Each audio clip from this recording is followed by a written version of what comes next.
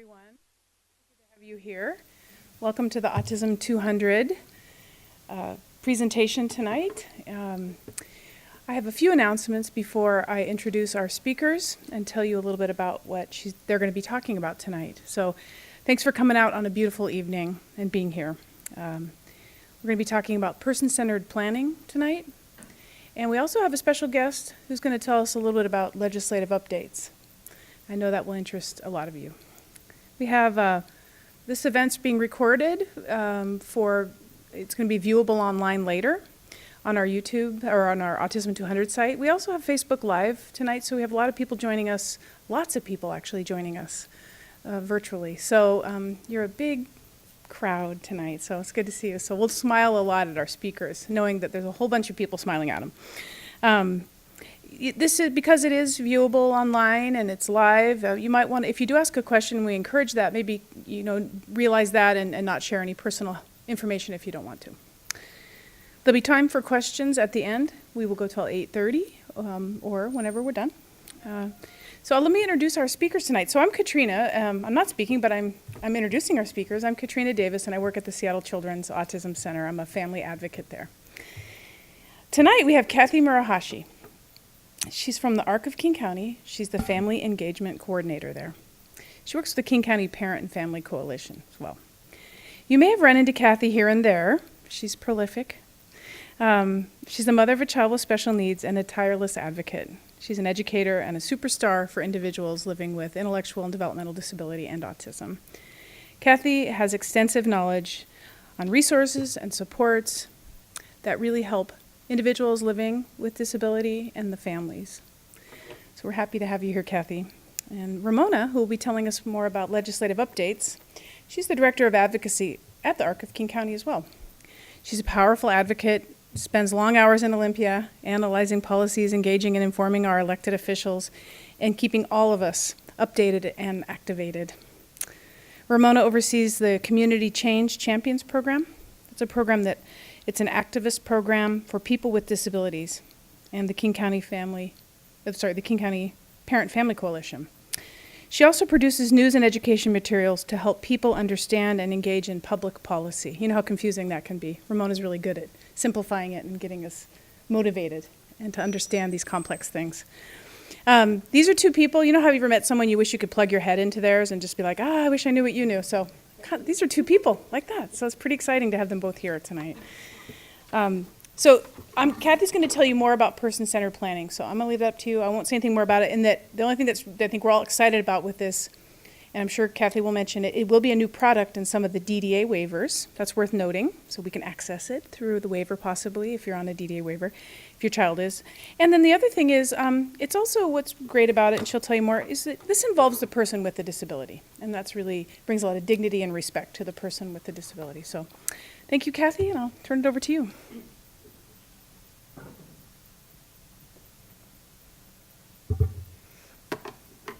Good evening. Thank you for having me out. I really love person-centered planning. It excites me, and I think it's a wonderful way to have our individuals involved and it empowers them for life.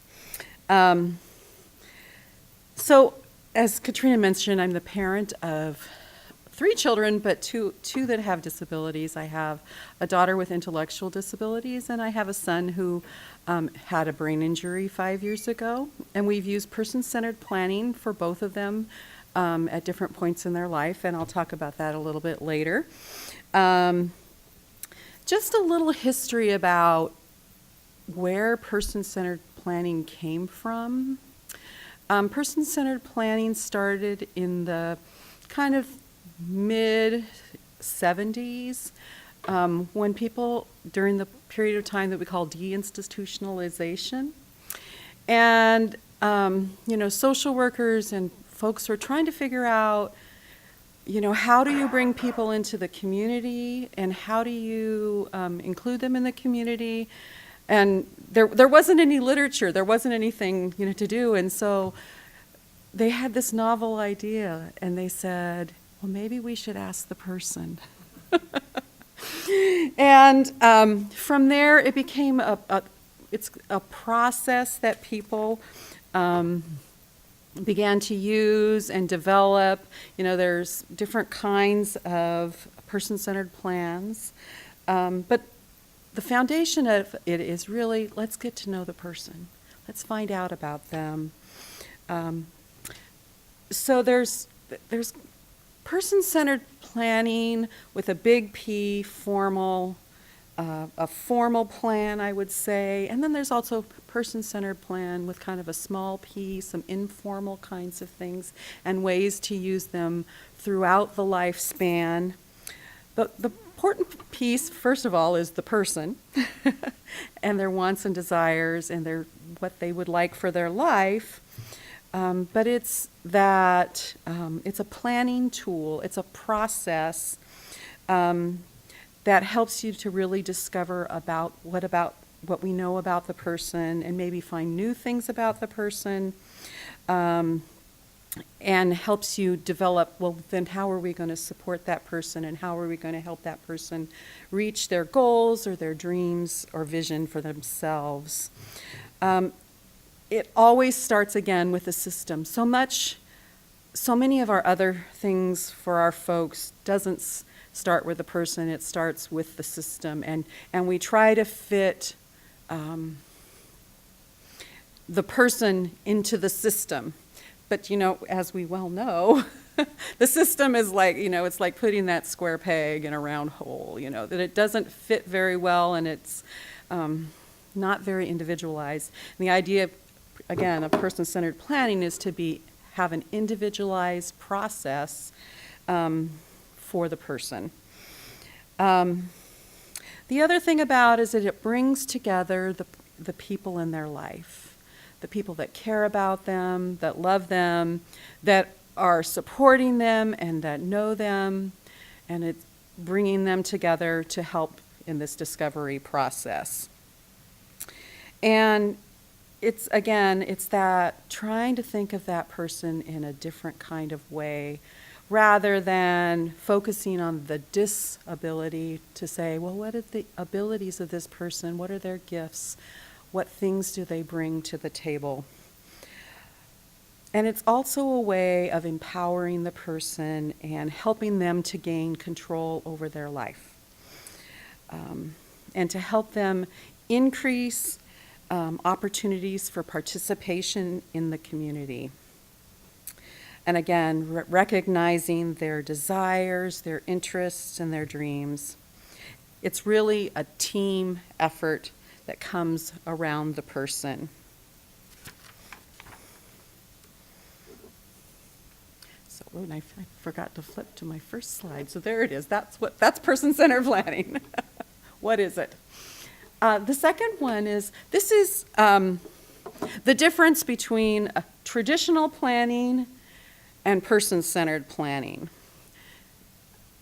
The first thing, in traditional planning, you, again, start with the system and then figure out how to wedge the person into the system.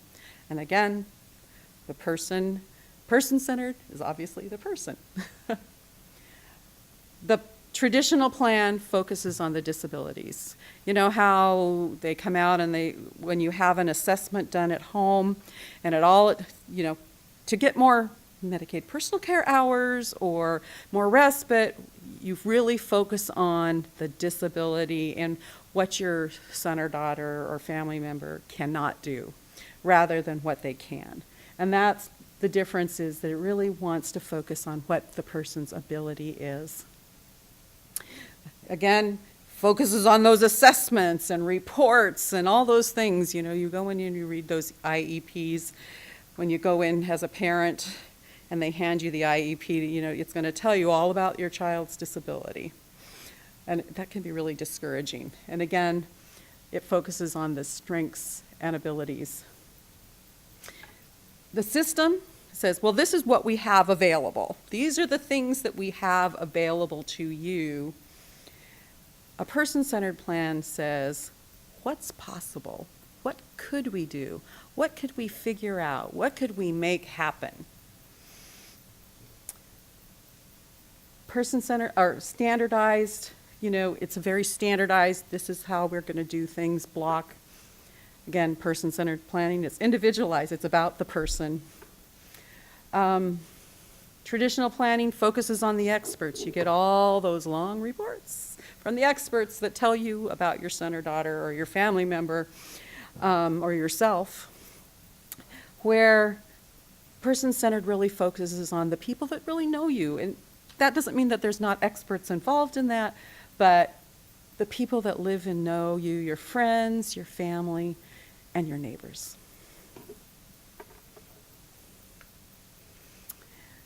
Person-centered planning also comes with some values and expectations with it. And those values are around self-advocacy. The person, how do you empower that person for the life they want? It should be focused on their desires and what they would like for their life.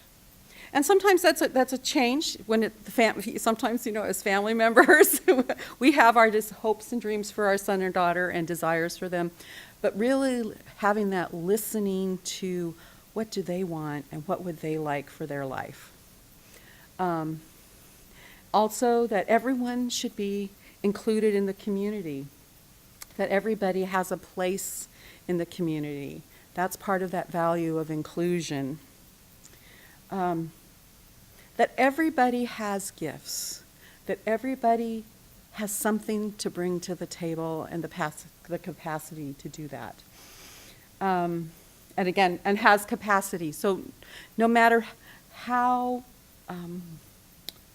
high somebody's acuity may be, we all know that there are gifts that are there, and capacity, and has potential, and has the ability to contribute in some way, and how we do that. It also, along the line of self-advocacy, talks about it really promotes the choice for the person, and supports the contribution, and it allows the person to have a valued social role, that they're part of our community, they have something to give to our community, and we want to do that.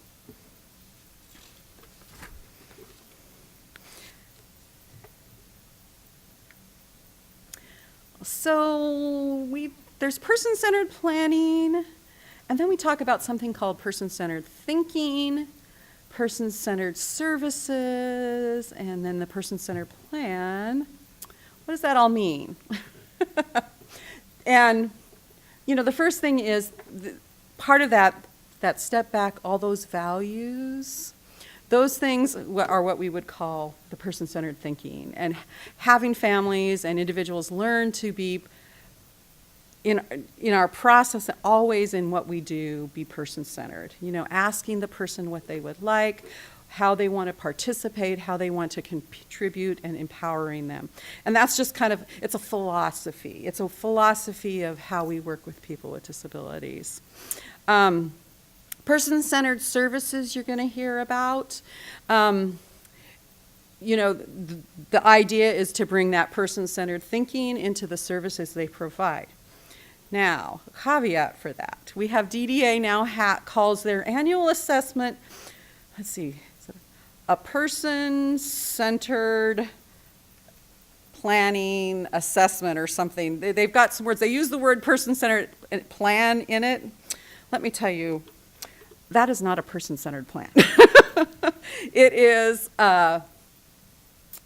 it's their way of following some rules from Medicaid, and although they are attempting to try to bring some of those person-centered planning into that and listen to the person and listen to the family, they're still within the box of DDA, just so you know. So when you hear people say, I've heard a lot of people come and say, well, I had a person-centered planning. My case manager came out and we did a person-centered plan. You didn't have a person-centered plan. You had an assessment. So just so you know.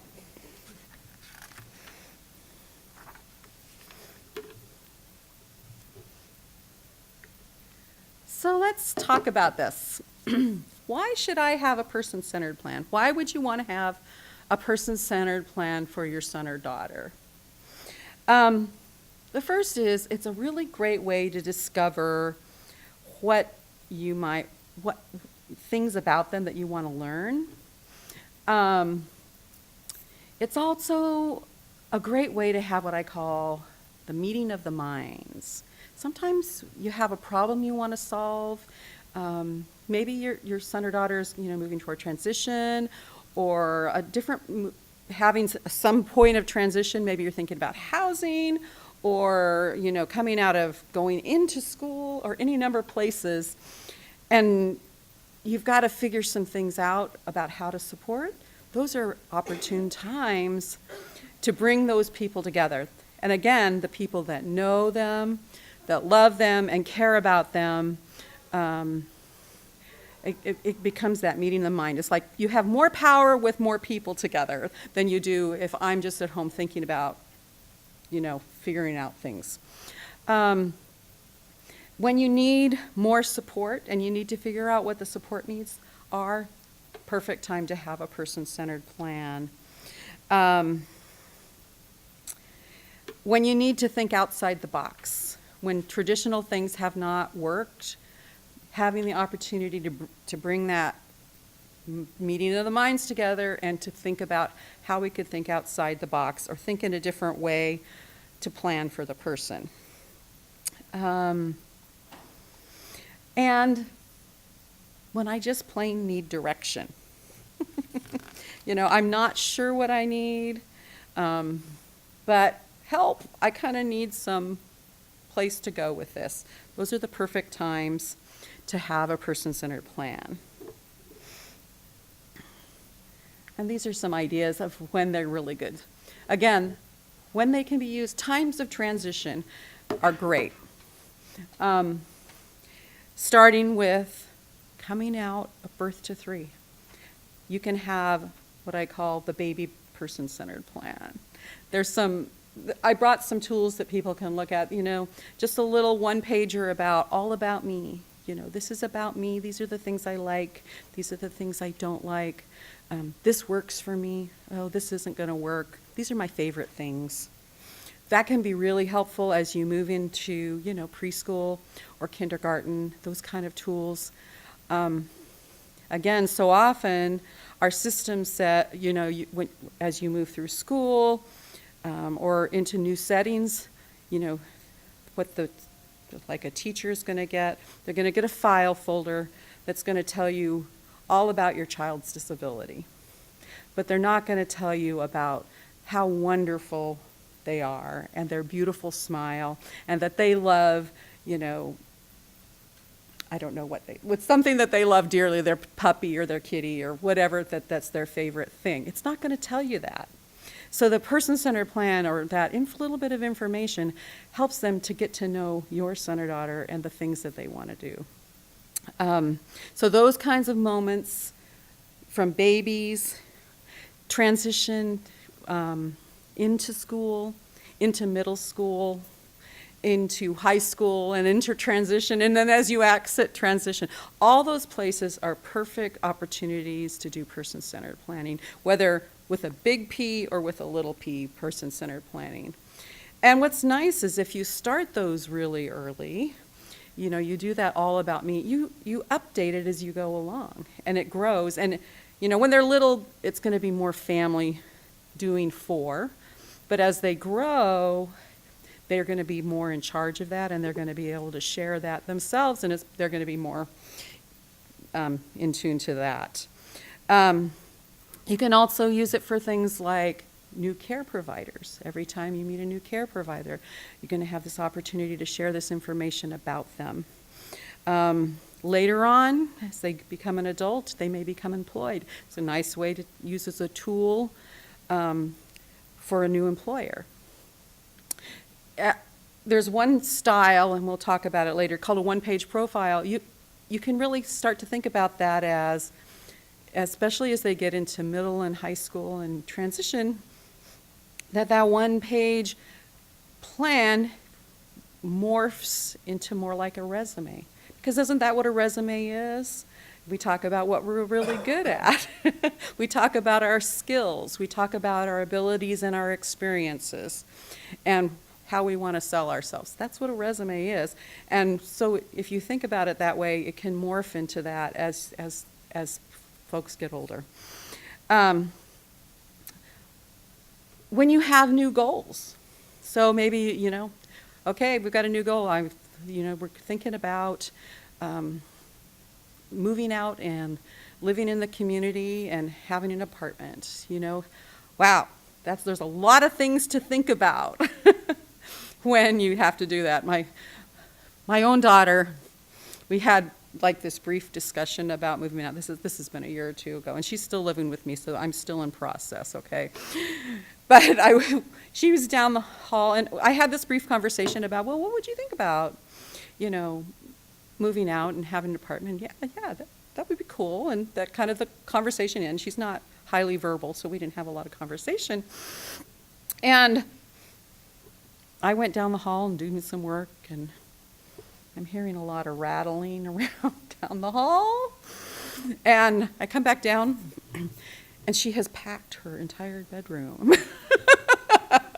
She's ready to go. And I said, oh, you thought that was like right now. And I said, oh, that's great. We really need to do that. But we got some planning to do. We need to have a few things we need to think out before you move out. So it's like, yeah, she's more ready than I am. So I need to be empowered for that. So having a new goal, I need to move out. Maybe it's around a goal around I need to figure out how to be more included in my community and have more friends. Employment is a real, transition to employment is a really good time to do person-centered planning about figuring out what they might like for a job goal. And then also, when you don't know what you want and you want to discover what it is that I want to do. I don't know what kind of employment I might like to have. I don't know what that might look like. So it gives you the opportunity to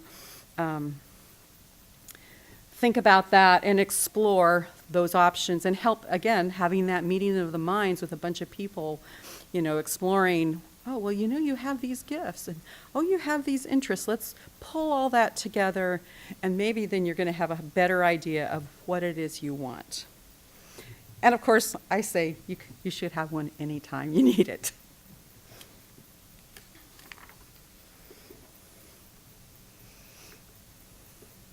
So are there different kinds of approaches for person-centered planning? And there are. There's a whole bunch. And I don't know all the details of all of them, but this is some examples of some. MAPS is making action plans, so that's really focused on when you have a goal. And sometimes I know I've done that one with schools. Often use that one around helping kids that are moving from one grade to another, or to be included better. PATH is planning alternative tomorrows, so that's really when you don't have a goal, so it's kind of the opposite, and you haven't figured out what you want. Sometimes use what they call the PATH plan. Personal futures planning is one style that I don't know very much about. Circle of friends is also one that's frequently used in schools. That's really about how to increase the social network with somebody particularly at school, and how to support them to be included in that community.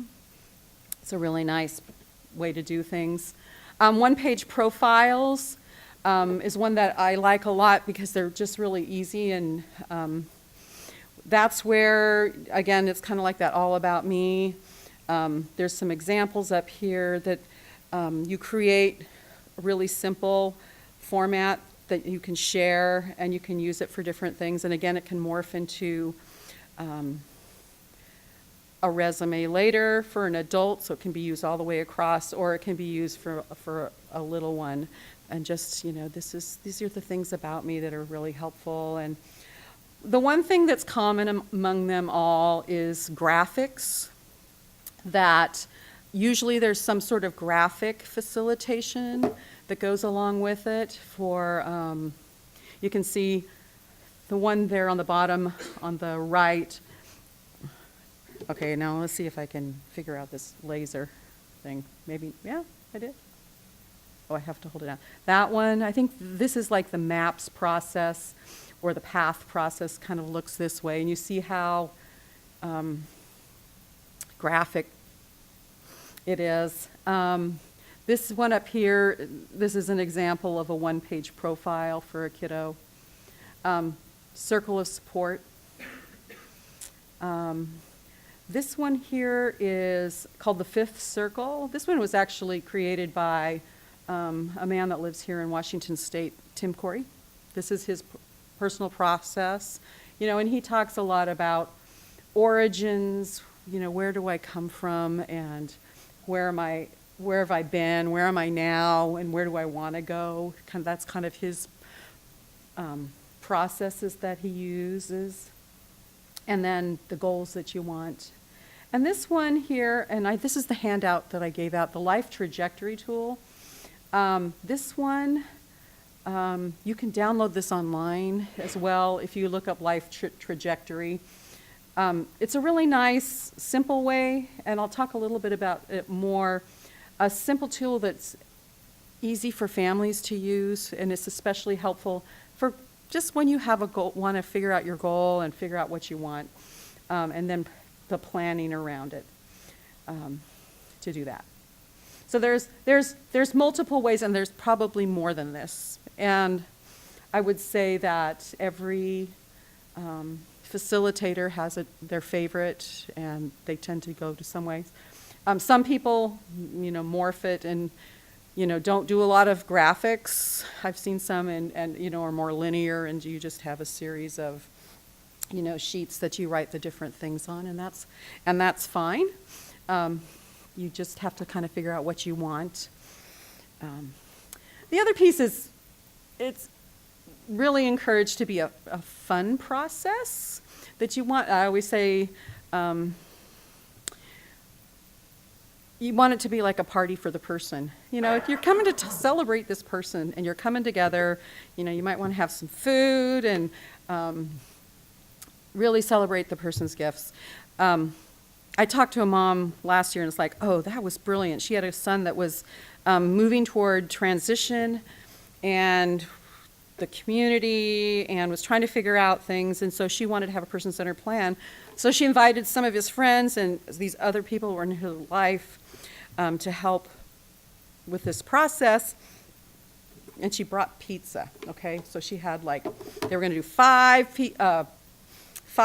person-centered planning questions, so she bought 5 pizzas, and each pizza box, she put one of the questions. And as they opened the box, they these teenagers and other people discussed the questions, and she tried to make them fun and in a teenage way. And I thought, oh, that's brilliant. She said they came up with wonderful ideas for her son. But again, it's that celebration of the person.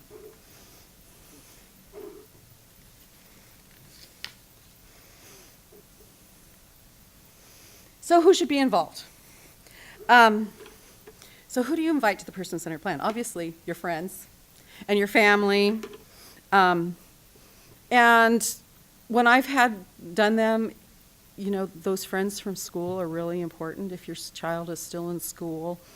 When my daughter had her person-centered planning done in high school years, we invited some peers to come. And it was great because they had insights. They see her at school, and I don't see her at school, or didn't see her at school.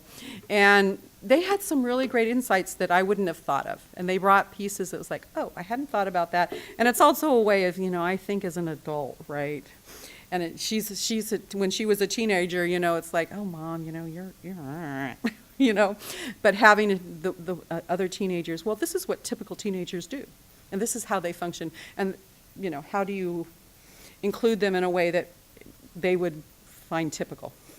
So friends, family members, the folks, it's really the people that care and love your son or daughter.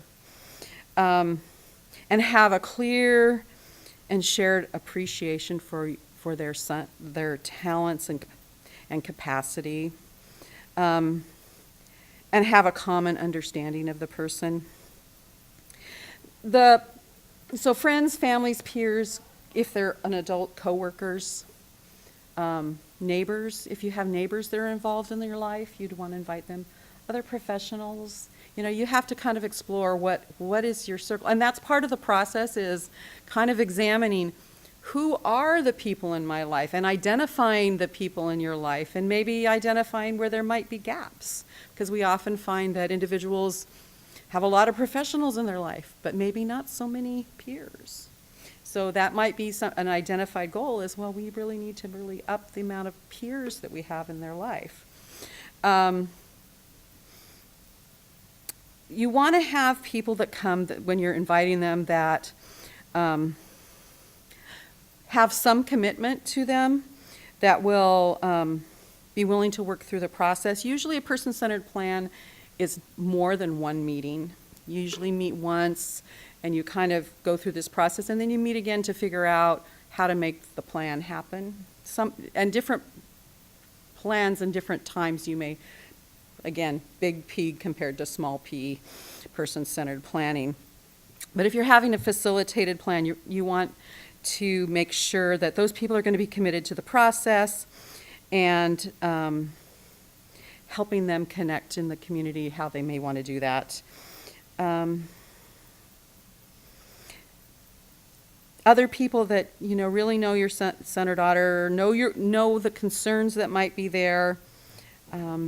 Sometimes people are a little bit afraid to ask people to come to them, and my answer is, it's okay to be nervous about that, but ask. The only thing that they could say is no, and that's okay. If they don't want to participate, some people just, it's like we give ourselves a lot of excuses. Well, they're too busy, and I could never ask them. I could never, because, but then we never ask. So give yourself the opportunity to ask somebody and give them the opportunity to participate. And I've found that people are often really more than willing to, and feel honored to be asked to be a part of this kind of process.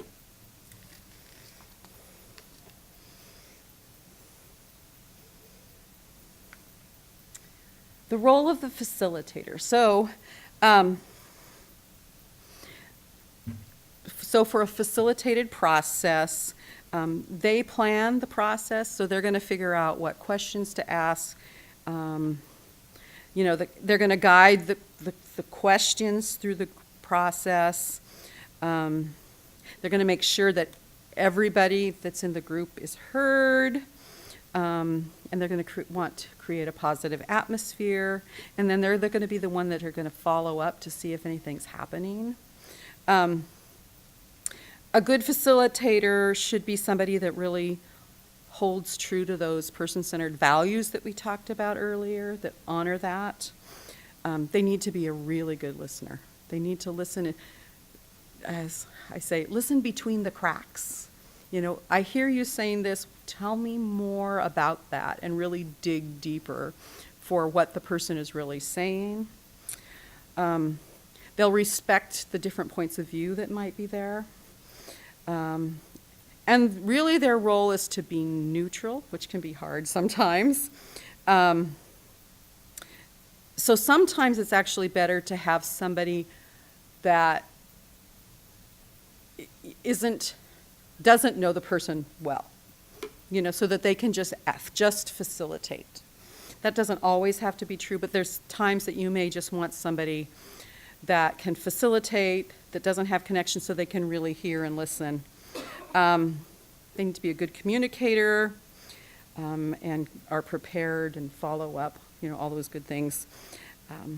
And really make sure that they capture all the pieces of the person-centered plan, all the things that they're hearing. They use a really good open-ended questions, and they keep things moving. And the last part is that they really create a doable action plan. It's great to come up with these big goals and wonderful ideals, but really kind of figure out, how am I going to take one little bite out of the elephant, right? What little pieces can I bite off and move on? And how do we, move forward on that so that something actually happens and it doesn't just stay stagnant? The other thing is, you really want a facilitator that you feel comfortable with.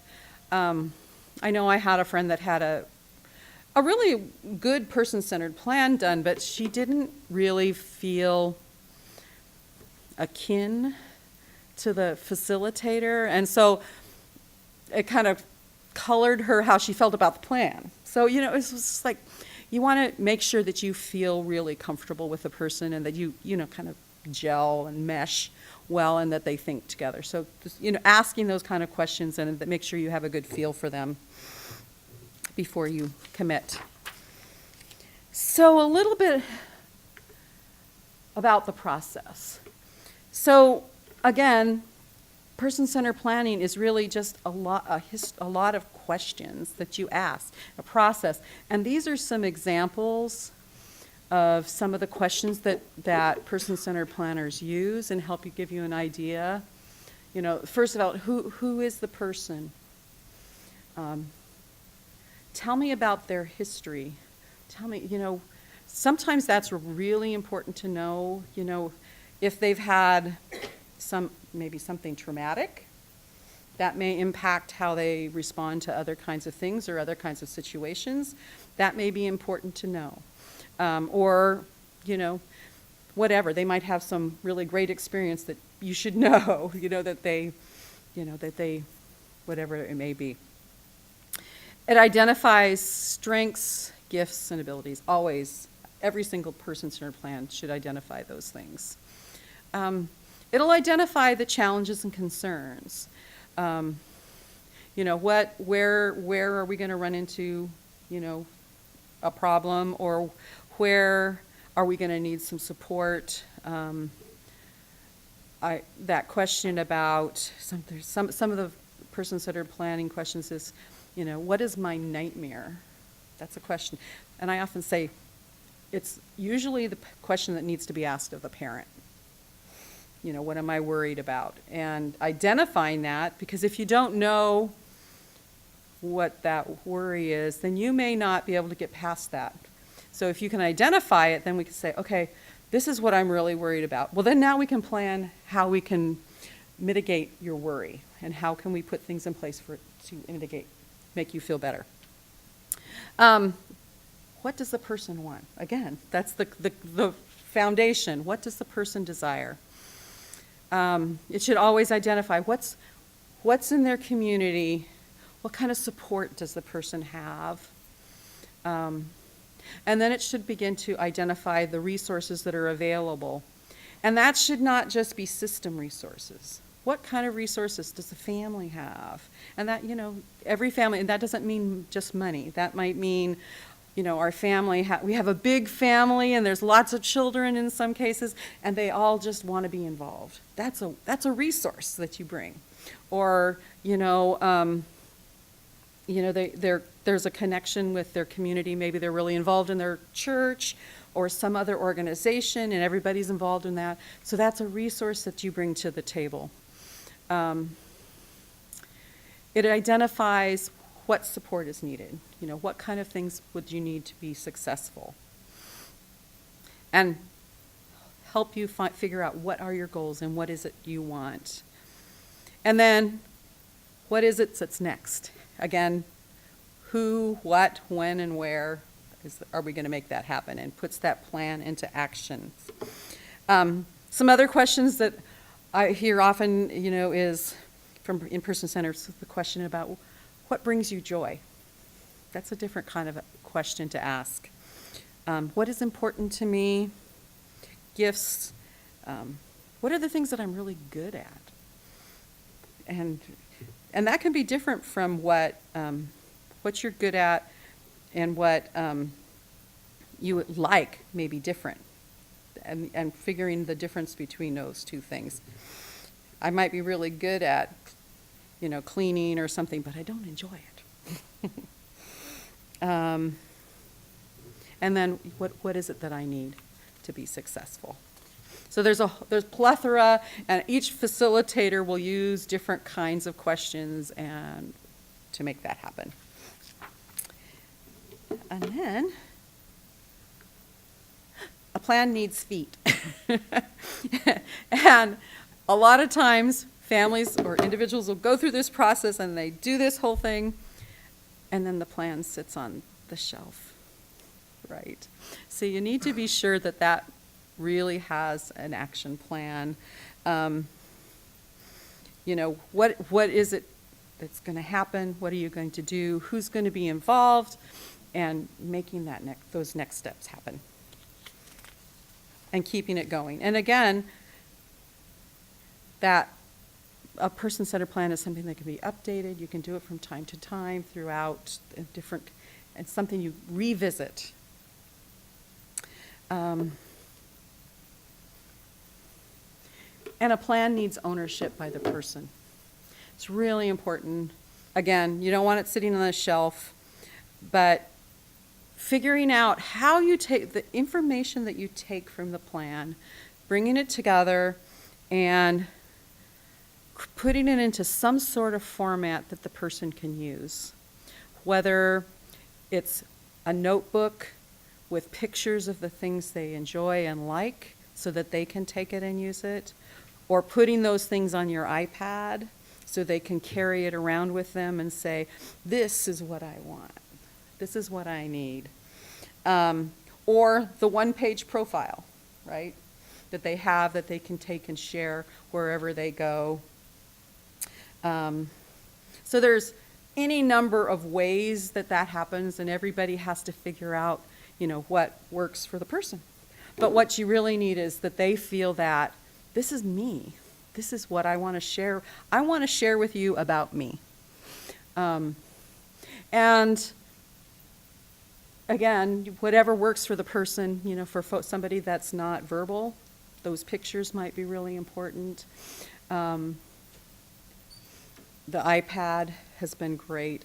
My son did a person-centered plan with a person a while ago, and he didn't see the person for a while, and he came back, and the person came up to him and handed him his iPad and said, "Look!" And he just whizzed through all the pictures of, this is me, this is what I'm doing, and this is what I'm going to do this, and this next. And it's really was cool. So that's about the planning. Let's talk about how can I get a facilitated plan? Again, small p, there's tools that you can use at home and continue to use, but sometimes you really do want that facilitated plan. And again, I think those are those times when big life changes come, having that. So if you have an individual and family service waiver, this is a service that you can use from your dollars for. And sometimes they're not inexpensive. So sometimes families will say, well, I don't want to spend my money, I need it for rest. But if you're in one of those transition places, it might be a really good investment to make and using your budget for creating a plan. So that is in that waiver. Also, it's in the other waivers, but it's not identified as a service. What it is, it's called, there's something called technical assistance through DDA. And one of the technical assistance things is facilitated person-centered plans. And that is usually around employment. But that's usually one of the times, around transition and employment, when they need to figure out what they're going to do. There are also some teachers, some school districts and teachers are doing some person-centered plans. And they're great, and you have to always ask, who do you want the facilitator to be? And in some cases, that might be a really good choice, especially for youngers. But Again, having sometimes a neutral facilitator may not be what you want, but that's an opportunity. Sometimes people will, do it on your own and exchange, friends exchange. I'll be your facilitator and you'll be mine. And I've seen folks that have done that and work together to create that kind of experience. And I'm just going to tell you a little story of my friend Jessica. I've known her mom for a long time. And so Jessica is someone that doesn't use words to communicate. And she really doesn't, she's in a power wheelchair, and she doesn't have capacity to use her body in any way. And she was coming up into transition. And they really wanted to figure out, there was a lot of question about, what was life going to be like after she graduated, and what about employment? And that was, a lot of concerns, and I can remember her mom saying, well, not Jessica. I can't imagine what that would look like for Jessica. Some of the things about Jessica, she decided, she said, let's try a person-centered plan. And they got together and they had the person-centered planning process. And some of the things they learned about Jessica was, as you can tell, she has a beautiful smile. And she's very social, and people really enjoy meeting her. And the other thing that she really enjoyed was she really loves music. And she loves listening to stories. Okay. So from that, again, the meeting of the minds, they put their brains together and they said, I think we could use an iPad and we could put some stories on an iPad and synchronize it with some music. And then they went in and they said, we could put some props around this, the stories, whatever, So the first one they did was, I know an old lady who swallowed a fly, that story. And they put the story in the iPad with some music, and then they got like little plastic flies and some other things. And at first, when she first started, they had her go to some of the preschool classes in her school district, and they would play the stories for the children.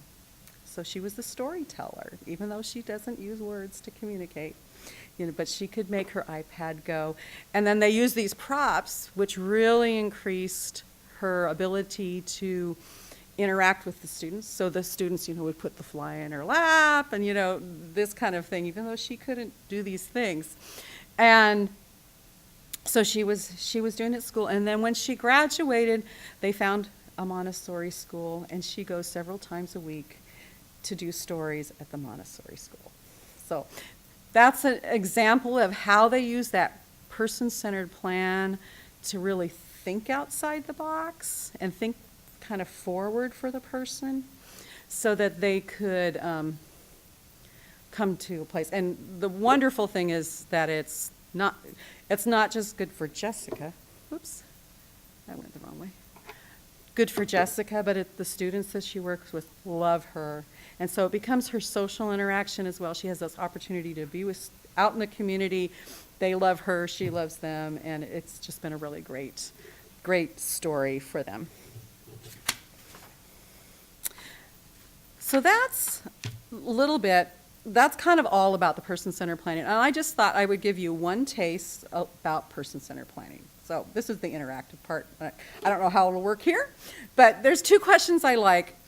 And the handout that you gave, the life trajectory tool, uses 2 questions that I like to use a lot because I think they're really stimulating, and they allow you to kind of figure out some stuff. that are they're person-centered questions. And the first one is, in just a really broad sense, if you're thinking about your son or daughter or family member, what is it that you want for their life? What are the things?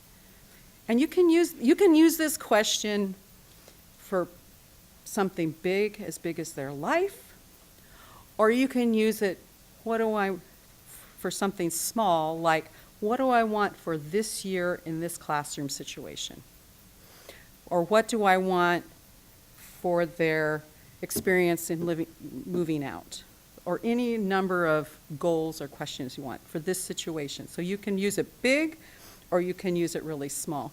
So just take a minute, and I'm going to just say, think big for yourself. Just take a minute or two and think about that, and I'm going to ask you, what is it that you want for your son or daughter, or family member, or person you love?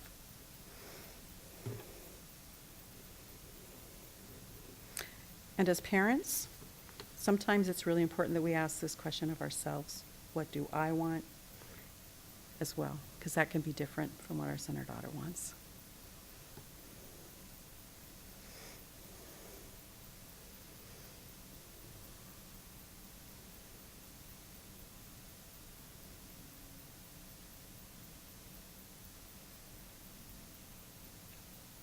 Okay. That's not a lot of time, but do some of you want to throw a few things out?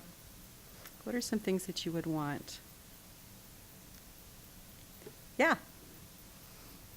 I would like the skills and abilities to be recognized of the student I'm thinking of, Yeah. as opposed to the other parts of the student's behavior and personality. Right. You want the person's gifts and abilities to be recognized. Yeah. That's good. Others? I know for myself. Oh, yeah, go ahead.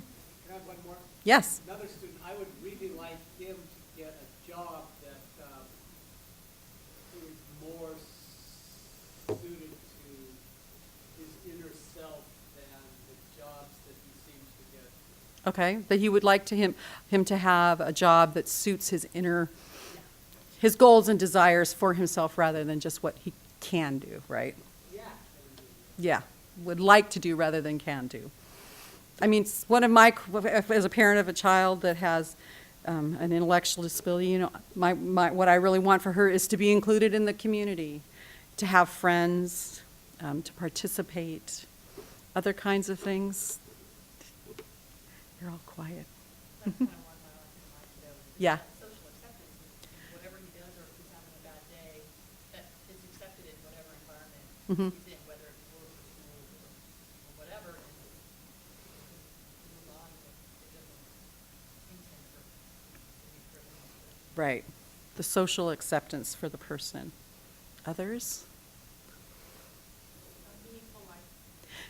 That they're, yeah. And that could be everything from, he's happy where he lives, he's Mhm. valued community member. He has meaningful activities, including work and recreation. Mhm. And then he gets to do a lot of what he wants to do, be that work or recreation. He has Yeah. fun. So that he would have meaningful life. I'm making sure that people hear that. Meaningful life, opportunities to participate, to do what he wants. Yeah. I mean, and the basics sometimes, you know, a place to live, food to eat. I mean, in this world, right? For our folks, that they'll be well cared for, that there'll be people in their life that love them.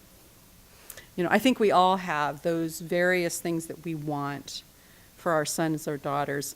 And when you think the big picture, having those things out there, I call those kind of the North Star, kind of you're not going to give on those things, right? The second question that goes right along with this is, what don't I want? And consider that. Think for a minute, what are the things that I don't want?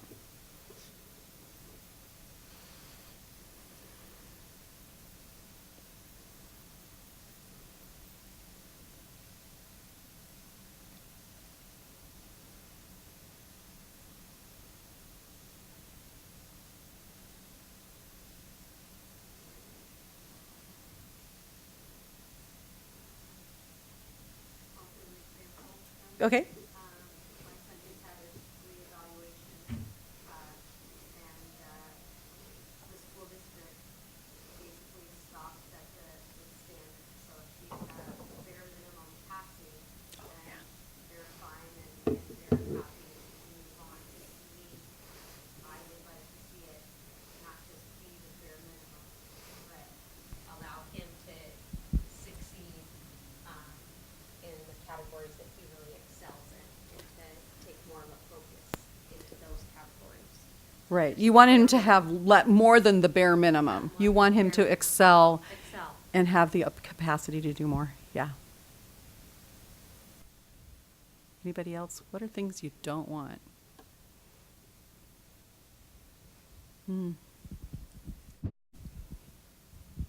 I don't want my student labeled and because of that label rejected and sent down a path of isolation and more isolation. Yeah. Others?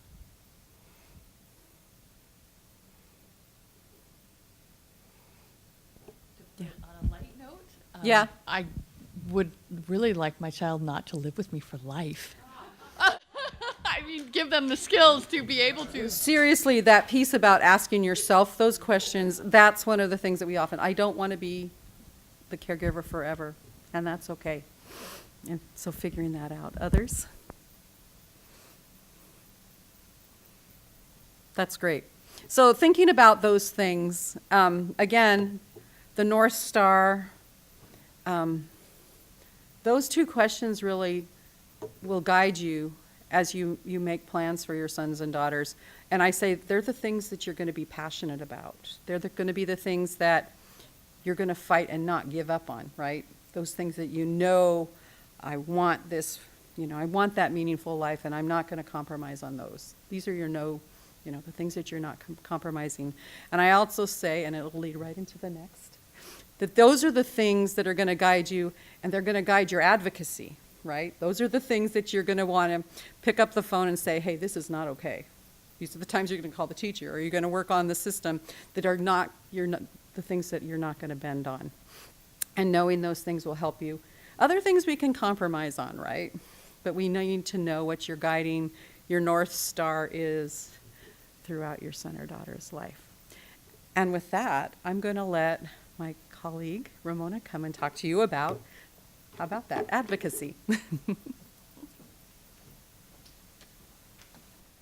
Hi, thank you, Kathy. So my name is Ramona Hattendorf, and I am the Director of Advocacy at the Arc of King County, and I have the great pleasure to share office space with Kathy. It's wonderful. So Kathy, so she took you out of the system, which was really great, and I'm going to take you back into the system. Because we need to ask, what does all of this mean to making sure that everyone is just a little bit better? And individual services or individual approaches and individual goals are so very important, but sometimes the system seems to get in the way of that. So, that said, when it comes to a person-centered planning, as Kathy just showed you, there's no legislative change that has to happen to promote this. You can do this on your own. If you are fortunate to have a waiver service, you can access a lot of your waiver services for these. And just so in case someone doesn't know, when we're talking about a waiver service, those are services through the Department of Social and Health Services, DHSS, and they're home and community-based waiver services. So those are ones that you have to meet a certain criteria to get access for. So not everyone necessarily will get a waiver service. And they're not an entitlement, so not everyone who qualifies necessarily gets a waiver service. But when we're talking about waiver services, that's what we're talking about. So no legislative change has to happen, but advocacy is still really important to secure resources so we can have more person-centered planning. And this would be around for training and technical assistance. Those would be two key ones. For instance, inclusive early learning and childcare providers. This is something we hear a lot of. It's really hard to find someone who understands your child and can best support them. They might like access to something like this, or at the very least understand what this system is and that there are tools out there like that. Obviously also in the K-12 system. There are some school districts that are training their special education teachers in this, but it's not something that's necessarily readily available in a lot of places. So a really key point of advocacy could be around technical assistance teams, like making sure there's training. And that could come through the state superintendent office of public instruction. And a separate issue around discipline, they got funding in the last budget to do sort of a technical assistance team that can go into schools to help them work on how they can bring down the overrepresentation of kids with disability and discipline and how they can have best practices. Well, we could advocate for something similar around really best practices on person-centered planning and what sort of training do we want, to be available to our special education and our general education, instructors. We tend to want to isolate people into departments, but how can we get them to think of less, this is the bare minimum and this is the learning standard, and really kind of flip that and think about, because in special education it's much different, but how do you think about that as an individual approach and understanding that their training doesn't involve something like person-centered planning. So if we really wanted to change the education system, we're going to have to make sure that somebody's there to give them the support to learn about these approaches and the time to be able to, participate in a person-centered plan. So that's the kind of advocacy that we can be doing. We can be articulating that, this is something that's really groundbreaking. It can have such an amazing impact on our kids, and it could really help their futures. And so why don't we take some time to learn about this? And that's really some kind of core advocacy that you can do. When we first started talking months ago about doing this series, and we were kind of hoping that we could give you an update on a bill that actually included person-centered planning, because that was an ask. There were advocates in King County, and we wanted to see if we could embed a person-centered planning approach into transition services. And for those of you who may not be familiar with that phrase, when your child, it has to start at least by 16, and sometimes it's earlier in middle school, but if your child is in special education services, there needs to be a transition plan to help them transition into adulthood. And for some kids, their transition services last till they're 21. Some will leave it earlier, but every student in special education has this plan. And it needs to really take into a lot of different things. It's not just what kind of job you'll have, but that's a big part of it. So there's been a lot of energy around how can we make these transition plans better. And one thing that we feel, a lot of advocates feel, would be to have person-centered planning embedded in that process. So we were hoping we would have a bill that kind of had some movement. And there was a bill around transition that used that term, person-centered, but it was talking more about how you have to have person-centered services. There really wasn't any, even a basic understanding at the legislative level about person-centered planning. So those of you who have a relationship with your legislator, and if you don't, get one, but it's really good to explain to them this is the kind of thing that's actually going to move the wheel. This is going to have a huge difference. And just to give you an idea, so we were particularly looking about it for transition services because we've seen the success, tremendous success in school to work. And for those of you who don't know about that particular program, that's a transition service program that not everyone has access to, but if you have the right waiver and you qualify, then you have access to that, and that helps you learn about yourself. They use a person-centered approach called discovery, and the kids get to try out, they get to explore jobs, and it is amazingly successful. Like, how amazingly successful is it? Before this program's been in place more than 10 years. Before it started, about 8% of the King County kids graduating with cognitive disabilities got a job within 6 months. And that's pretty much, even now, that's pretty much the national average. It's about, if you have a cognitive disability, I want to say your employment rate, not your unemployment, your employment rate is about, let's see, I actually typed it up. It is 25% for a cognitive disability. But for those who have a cognitive disability and also collect Social Security income, and that's usually qualifies the group that have both a developmental disability and an intellectual disability, and that's usually the qualifications around people who might qualify for a DDA services. For that group of people, the national employment rate is only 8%. And this is what we were seeing before school to work. It's very low. It just wasn't working out for a lot of different reasons. Society couldn't make it work. It just wasn't working out. Well, after school to work, at the 10-year mark, the kids who were involved in that program, 64% had a job within 6 months. Now, there's still some challenges, and those jobs look different for different people. Sometimes it's a little bit of hours, sometimes it's a lot of hours, but the impact is there. If you take a person-centered approach, if you let people explore, you work on their strengths, you can really turn things around. And so that's the kind of thing when I'd say with advocacy, to loop it into something like this is make people who are making these decisions, making these budget decisions, aware that there are services out there and that with training, we can do that. So I would say really encourage legislators to understand what a person-centered approach is and to technical training or technical assistance and training, and also always encourage them to invest in the waiver system. And this last budget go around, there was in the House budget, there was actually money there to add more slots for the individual family services, but it didn't make it into the final budget. And I think a lot of that is because the legislators who are writing the budget, especially on the Senate side, they had no idea what this waiver was or what it entailed or the impact that it could have on a child's life. So that's my homework assignment for you guys, is let people know the impact that this could have on your loved one or on yourself. Thanks.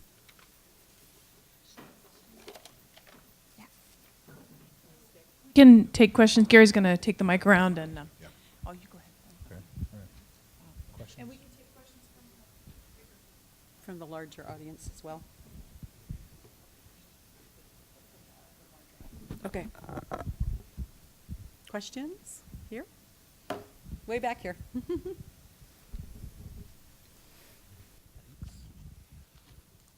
Kathy, you have personal experience with this, so I'm wondering how you personally got ownership from your person in the plan, because I see that as being really key, as opposed to being imposed on a person owning it. And Right. I think you have to really do some prep work and have the conversation ahead of time with them and explain what it means. Like I said, I've done it with both my son and my daughter. My son after he had his brain injury, so that was kind of a different kind of circumstances. It's like, who am I now compared to before, and what can I do now? So it was a really different kind of process, but there was an openness to it at that point in time. Yeah, I think you have to do a lot of prep work and really explain what it is, and hope. A lot of times people have never been asked those kinds of questions and haven't had the opportunity to explore those kinds of things. So it's selling them on the, wouldn't you like to learn more about yourself? What do you think, you're really good? And again, for some folks, it's selling them on the party, right? Hey, this is going to be fun, and it should be fun, and, we want it to be a party, and when all else fails, buy pizza, right? Others? It's working. Kathy, I have a question about who are these facilitators and how do people access them, either through DDA or if they're not in the DDA system, where are these people? Where are these people? So through DDA, if you have an IFS waiver, you can ask your case manager. Well, actually, pretty much asking your case manager with the IFS waiver for the list of facilitators that are contracted with DDA. And they will give you a list, and you can contact them and figure out. There's not a huge amount across the state, but they're really right now in the process of growing more. So there's what they're calling cohorts that they're creating. There's a cohort that I'm a part of in King County. Snohomish County actually has a much more robust cohort going on, but they're across the state. The other thing is if you don't have an IFS waiver, so if you have a Basic Plus waiver, you could also tell your case manager, I think you have to be 18 for that, and I probably should have said that earlier. Say you're interested in person-centered planning, but you need to use the right words. You don't say, I want a person-centered plan. I said, I need individual technical assistance. So, and that usually triggers the person-centered planning. Or your employment, if you have an employment provider, have a cohort as well. Some of the agencies do them in-house. Others won't use facilitators from their own agency. They want somebody neutral, and then some of them switch around. So that's kind of some of the things. Sorry. How about those that don't have DDA services? Can they access that list and do fee for service? Yeah, there are people that do fee for service. You could probably request DDA who their list of contractors are. There are some folks.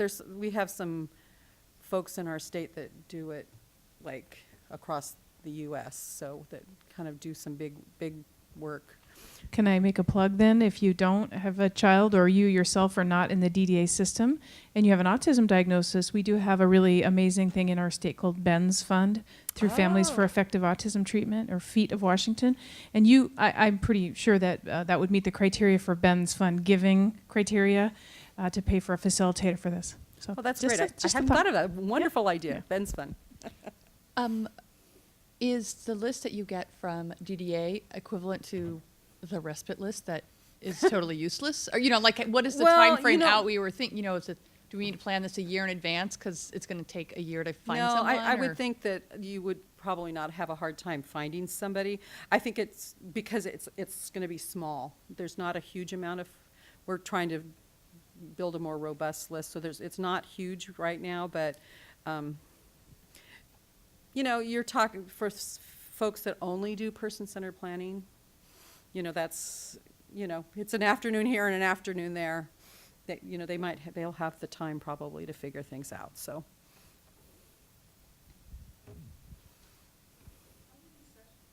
How many sessions and what kind of time frame are you looking at? So a little bit about that is it depends on the facilitator, how many they prefer. Usually a facilitator will do some pre-work where they're going to call you and have some conversations with you on the phone and do some planning and get some initial information. That's probably how you're going to start. Usually there's one that's kind of more intentional and really the planning, kind of the hefty questions.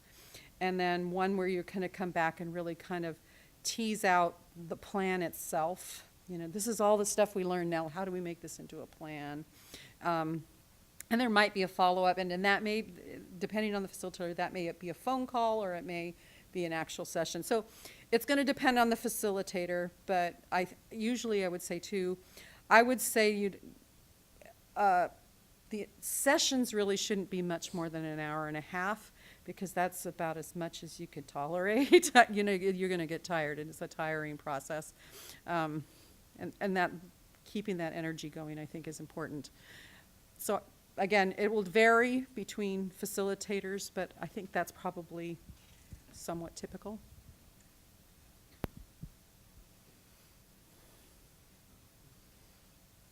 Other questions? What would it cost fee for service, do you think? Oh, it depends. I think DDA has a fee. So for the technical assistance ones, you won't see that. You won't know how much that one costs. But I think that the ones that are contracted with DDA for the waiver IFs, I think they're about $800, but I may be wrong. So I would ask your case manager to be sure. And if anybody's on Medicaid, does Medicaid ever cover something like this for individuals on Medicaid? Through the waiver. Okay, if you're That's on okay. that's the way, but not straight Medicaid, I don't think. Not like Community First Choice, that program? Not okay. currently. Okay, thank you. Back here?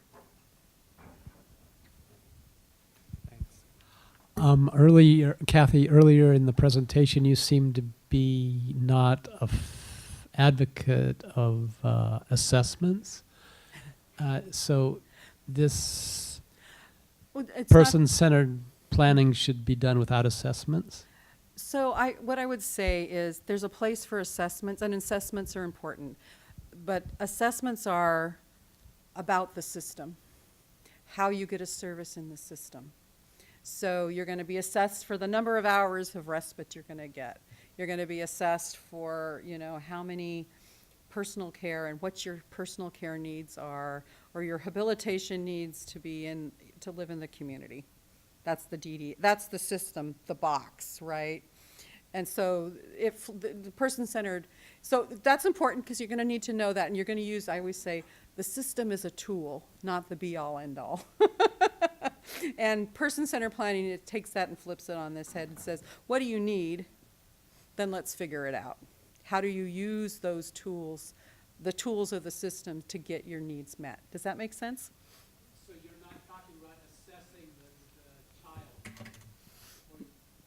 No, well, it's more the assessments for the system, you know, those kinds of things. Or, although I mean, there's always a place for assessments, but again, they're usually based on the disability. And there's a place for those in various things. You need to know where challenges are and things, but, you know, the person-centered plan is supposed to give you the positive, these are the capacity.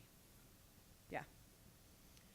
Okay, I was going to make sure we don't have any questions from the outside this auditorium. It doesn't look like we're getting any messages from our friends up there in the booth. Okay, so if we don't have more questions, and I encourage that, Dr. Stobie and I were wondering if Ramona might, you know, you mentioned a few bills that didn't go through, or we're getting the frowny face on some bills. Maybe if you could tell us which ones are smiley faces, that'd be nice, and what went through and might impact our community. Yeah, so I didn't bring a bill list with me, so I can't go into all of them. But there was a lot of movement. It wasn't necessarily developmental disability specific, but there was a lot of good work actually around housing. Housing to me was like a high point in the sense of accessibility and really doing a lot to stop the fall into homelessness. And this is important because a lot of people with severe cognitive disabilities might end up just living on SSI, Social Security income, or supplemental security. I'm getting my S's wrong, but SSI income. And if you're not aware, SSI income is it's a little less than $800 a month, and the average real basic one-bedroom apartment in our area is more like $1,400 a month. And one of the cheaper areas is Tacoma, and that's still $881 a month. So the ability to invest in affordable housing, so one big win was they got some money invested into the Housing Trust Fund. And that is a fund that the state sets up that they invest in through the capital budget, and that helps build or preserve or improve affordable housing in the communities. And within that, there's what they call a DD set-aside, and so they set aside some of that fund to be used specifically to help people with developmental disabilities. There was another bill that really looked at if somebody, there's a lot of concern, you know, as the silvering of the civilization, as people are getting older, you have two concerns. You have parents and caregivers who are getting old and they want to know, well, what's going to happen to my loved one?